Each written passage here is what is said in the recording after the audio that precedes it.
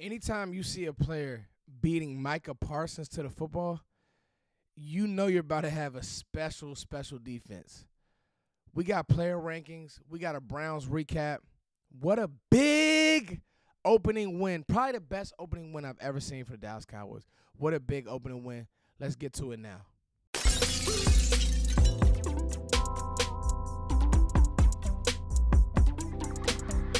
This video is brought to you guys by SeatGeek. Listen, there was an NFL football game in Brazil yesterday, and I can't speak on the field situation, but I can say that SeatGeek could have got you guys tickets to that game. It can get you tickets anywhere, any concert, any sporting events, MLB, NFL, and I got to be honest with you, NBA, soccer, whatever you want, you got it. I mean, what are you into? Field hockey, it doesn't matter. College, it doesn't matter. SeatGeek has the tickets, and here's the coolest thing about it. There's not a website like this, okay? They rank the seats for you. Green being great, red being not so good. But what other app ranks the seats? And is giving you the bang for your buck? Only SeatGeek does that. That's why I love working with these guys.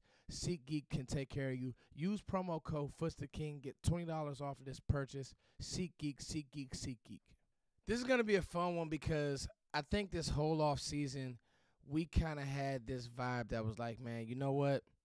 What will the Cowboys be? I'm not going to sit here and act like I was superbly confident that the Cowboys would come out here and smack the Browns the way that they did. Make no mistake about it. I know the offense sputtered a little bit in the second half. And let me tell you guys something. Offenses normally take a little bit longer to get going. They normally take a little bit longer to find their rhythm and find their flow. I think some of that had to do with Mike McCarthy and Dak kind of taking their foot off the gas based on the lead that the Cowboys had. And we'll talk about more of that. But I just got to be honest with you, man. This offseason, this draft, everything coming full circle, what you were able to get from the whole shebang, I just got to be honest, man. Getting the early returns from these draft picks, special, flat out special. And as I put my player rankings on the board, I'm going to go 0-0, Mike Zimmer and Mike McCarthy before I get to my list. Because these guys, man, both of them called great games. I honestly thought that Mike probably called a better game than Dak played, especially in the second half. He was a little off. A few of those end breakers to CD, ball placement wasn't great, but it's early.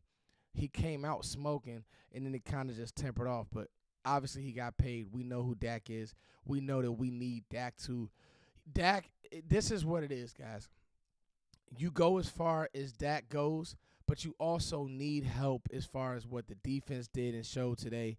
And you're going to need your defense to, in more ways than one, win games. You're going to need your defense to be able to do kind of what it did today.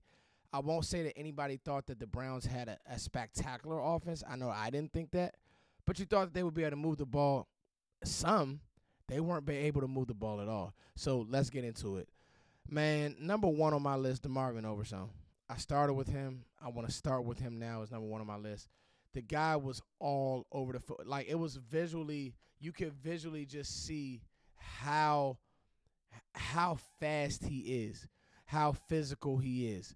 We didn't know who would start. Would it be him or Maris? Maris actually played really well, especially on special teams. We're going to talk about him, and he got a lot of reps. But DeMarvin Overshown, man, he's here to stay, and that's just that. He's a part of your linebacker core for the future, for the now, and he just played really, really good football. Number two, Dak Prescott.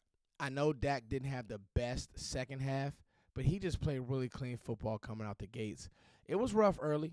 The first drive wasn't great, to be honest with you, but cleaned it up, played good ball throughout the game, didn't make mistakes. That's the biggest thing. No turnovers. Got away with maybe one deal that wasn't a turnover, but other than that, he really played clean football. Number two, man, and really he could have been number one, is Micah Parsons. I said this. I said, man, I really do believe that Micah Parsons should have 100 grade on PFF. The tip up for the pick to Eric Kendricks, the pressures, the lining up. He had a spot drop where he dropped to the flats. That's kind of what Mike Zimmer is going to do with him. Those type deals, man, the guy just – it's so funny and awkward to see the sentiment that he should only rush.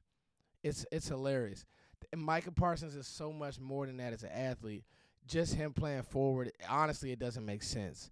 CeeDee Lamb, I thought the first half, CeeDee Lamb said, "I'm here." Kind of tempered off a little bit in the second half. And, if you hear them talk, they probably know that they could have played better football in the second half. I haven't watched one interview. I just rewatched the game. I'll say this, though. CeeDee Lamb is a special, special talent.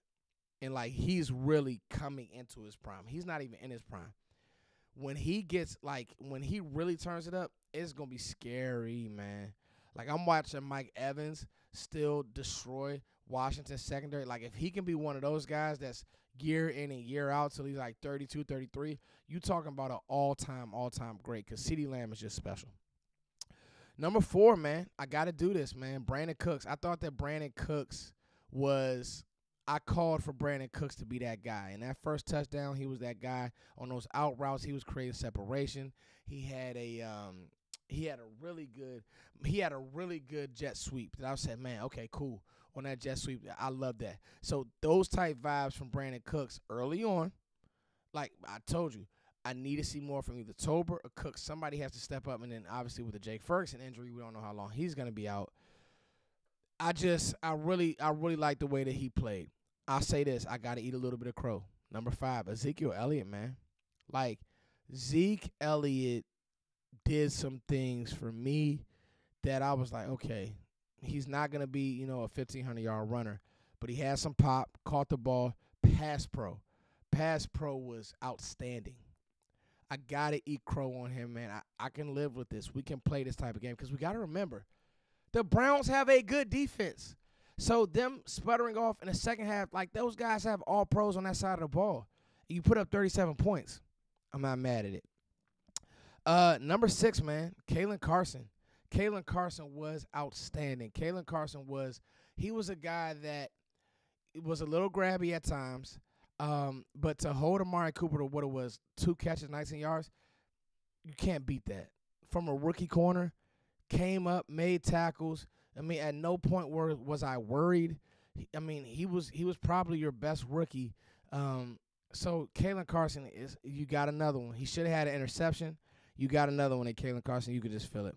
Maris Luafau, you see him on certain packages, wanting to blitz. You see him just out there. He's just out there. He just has a vibe on special teams. He's trying to hit somebody. He just has a vibe about him, man. He's going to be, when Kendricks is no longer on his team, it's going to be Maris Luafau's defense as far as making the calls, making the checks, and then Micah coming off the edge. Those are going to be your young stars, and then Demo just running to the ball.